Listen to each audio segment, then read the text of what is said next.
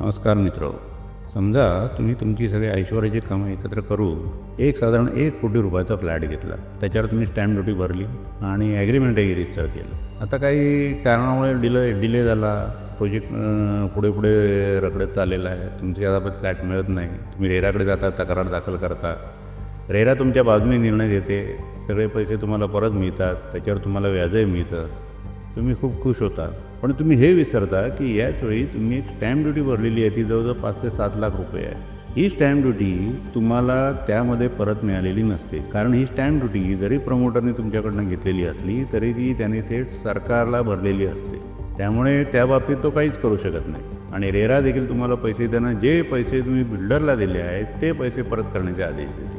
त्यामुळे मग हे पैसे आपल्याला परत मिळतात की नाही हेच आपल्याला आजच्या या व्हिडिओमधनं बघायचं आहे.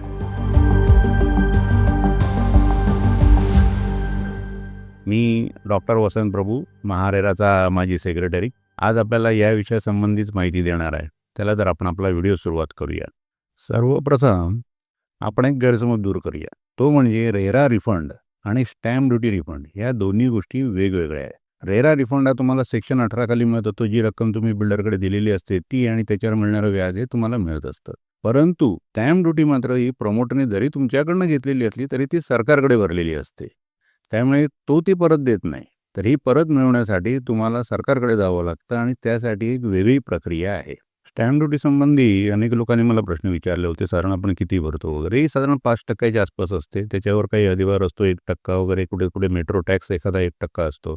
अशा प्रमाणे ती 6 ते 7% असते. म्हणजे तसं बघायला गेलं तर फ्लॅट जर 1 कोटीचा असेल तर आपण जवळजवळ 6 ते 7 लाख रुपये भरत असतो. आजकाल फ्लॅटच्या किमती त्याहीपेक्षा जास्त असतात. म्हणजे ही रक्कम काही लाखांच्या घरामध्ये जाते. त्याचबरोबर आपण स्टॅम्प ड्युटी भरत असताना ॲग्रीमेंट रजिस्टर करण्यासाठी काही चार्जेस भरतो. ते साधारण 30,000 रुपयापर्यंत आहेत मॅक्झिमम. अशा रीतीने ही लाखोची ड्युटी आणखी रजिस्ट्रेशन फी या 2 गोष्टी सरकारकडे जमा होतात. आता स्टॅम्प ड्युटी म्हणजे काय? तर स्टॅम्प ड्युटी हा एक करच आहे. महाराष्ट्र स्टॅम्प ॲक्ट 1958 अंतर्गत हा आकारला जातो. त्याच्यामधले जे सेक्शन आहेत 47 आणि 48 हे महत्त्वाचे आहेत. सेक्शन 47मध्ये ही पॉवर दिलेली आहे. म्हणजे तुम्हाला तुमचा रिफंड घेण्याची पॉवर दिलेली आहे आणि 48मध्ये त्याची सर्वसाधारण प्रोसिजर दिलेली आहे. अर्थात हा रिफंड तुम्हाला कधी मिळतो? जर तुमचा जो व्यवहार आहे परचेसचा हा जर पूर्ण झाला नाही. म्हणजे तुम्ही ॲग्रीमेंट केलं परंतु तुम्हाला फ्लॅट मिळाला नाही, प्रोजेक्ट रखडला, त्याला बराच उशीर झाला, तुम्ही रेराकडनं रिफंड घेतला, प्रोजेक्टमधनं बाहेर पडलात, त्याच्यानंतर प्रोजेक्टच कदाचित तो कॅन्सल झाला किंवा तुम्हाला काही लोन मिळालं नाही किंवा इतर काही प्रॉपर्टी संबंधी वाद निर्माण झाले.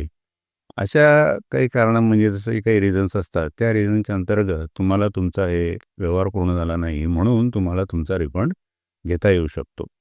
अर्थात लक्षपूर्वक आहे का की बरेच लोक काय चूक करतात, तर जेव्हा तुमचं ॲग्रीमेंट फॉर सेल होतं ते झाल्यानंतर तुम्ही अनंत काळ वाट बघता आणि नंतर तुम्ही तो रिफंड मागायला जाता तर त्यावेळी तुम्हाला रिफंड मिळत नाही.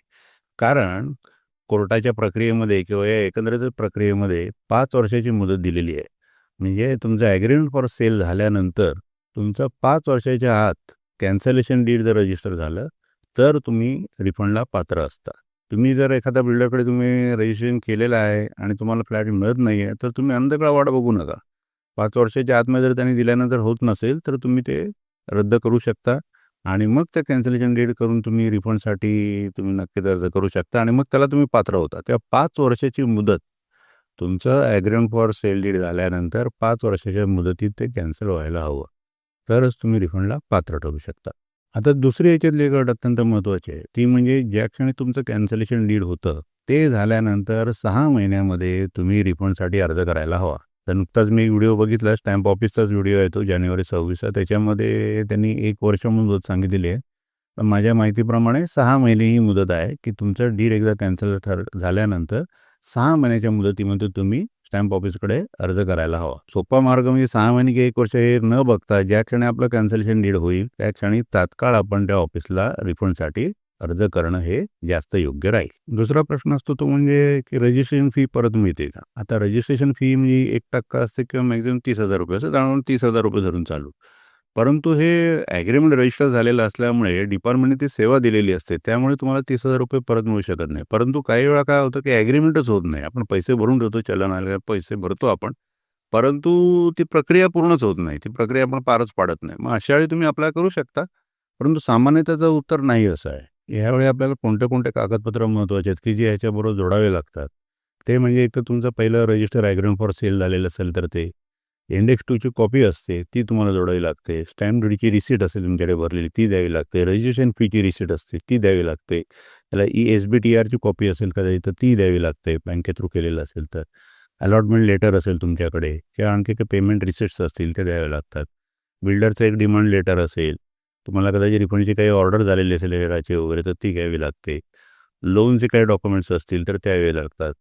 अशा रीतीने पजेशन संबंधीचा सर्व जो व्यवहार असतो तुमचा बिल्डरबरोबरचा तो तुम्हाला त्याच्याबरोबर असलेला योग्य असतं, म्हणजे बरं असतं त्याच्याबरोबर ते असणं. कारण माझ्या अनुभवात अनेक वेळा असं आढळलं आहे मला की अनेकांकडे स्टॅम्प ड्युटीची रिसिप्टसुद्धा अनेक लोकांना त्यांच्याकडे त्यांना मिळत नाही अनेक वेळा. आणि अर्ज कुठे करायचा तर महाराष्ट्राची जी स्टॅम्प ऑफिसची जी वेबसाईट आहे, मी त्याचा स्नॅपशॉट तुम्हाला देतोय. तर त्याच्यावर ते मॉड्यूल उपलब्ध आहे. त्या मॉड्यूलमध्ये ते कसं काय भरायचं सगळं डिटेल्स सगळ्या, तर त्याही सगळ्या त्यांनी दिलेल्या आहेत, व्यवस्थित नीट समजावून दिलेल्या आहेत. त्यांना सगळं डॉक्युमेंट जे आहेत ते पण आपल्या ॲग्रीमेंट कॉपी वगैरे असेल, तुमचं कॅन्सलेशन डीड असेल, स्टॅम्प ड्युटी रिसिट असेल, बँक डिटेल असेल, हे तुम्हाला अपलोडही करता येतं. त्याच्यानंतर हा सगळा अर्ज तुम्ही तिथे प्रत्यक्ष स्टॅम्प ऑफिसला त्या सब रजिस्ट्रारकडे द्यायचा आहे नेऊन आणि सबमिट करायचा आहे. तेव्हा आजच्या व्हिडिओमधल्या 5 महत्त्वाच्या गोष्टी आपण लक्षात ठेवायला हव्यात. त्या म्हणजे कोणत्या? तर रेरा रिफंड, स्टॅम्प ड्युटीचा रिफंड आणि रजिस्ट्रेशन फीचा रिफंड. या तिन्ही गोष्टी वेगवेगळ्या आहेत आणि त्यांची प्रक्रियाही देखील वेगळी आहे. दुसरी गोष्ट म्हणजे रेरा रिफंड आपण जो मिळतो तो आपण सेक्शन 18 खाली रेराकडनं घेऊ शकतो. स्टॅम्प ड्युटीचा रिफंड आणखी रजिस्ट्रेशन फीचा रिफंड हा आपल्याला स्टॅम्प ऑफिसकडूनच घ्यावा लागतो. तिसरी गोष्ट म्हणजे जी तुमची स्टॅम्प ड्युटी आहे त्याच्या रिफंडसाठी तुम्हाला कॅन्सलेशन डीड आवश्यक आहे आणि रजिस्ट्रेशन फी मात्र जर तुमची प्रक्रिया झालेलीच नसेल तर तुम्ही अर्ज करू शकता, परंतु अनेक वेळा प्रक्रिया तुमची पूर्ण झालेली असेल तर कदाचित रजिस्ट्रेशन फी तुम्हाला परत मिळू शकत नाही.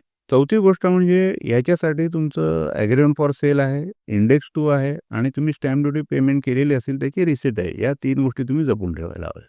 आता 5वी गोष्ट म्हणजे याच्यातली सगळ्यात महत्त्वाची ती म्हणजे ह्याची मुदत तुम्ही लक्षात ठेवायला हवी. 5 वर्ष त्यामध्ये कॅन्सलेशन डीड व्हायला हवं आणि 6 महिने कॅन्सलेशन डीड झाल्यानंतर तुमचं ॲप्लिकेशन जायला हवं. तर ह्या 2 गोष्टी तुम्ही महत्त्वाच्या लक्षात ठेवल्यात आणि कालमर्यादा जर पाळली तर ते योग्य होईल. नाहीतर अन्यथा नंतर कोर्टात जाऊन त्याच्यामध्ये खूप वेळ जाऊ शकतो आणि मिळतील की नाही याची नक्की हे नसतात. म्हणून मुदतीमध्ये जर तुम्ही अर्ज केलात तर मात्र तुम्हाला तुमचे पैसे परत मिळू शकतात. तेव्हा मित्रांनो, आमचा व्हिडिओ तुम्हाला जर माहितीपूर्ण वाटला असेल, आवडला असेल तर त्याला लाईक करा, शेअर करा आणि सबस्क्राईब करा. धन्यवाद.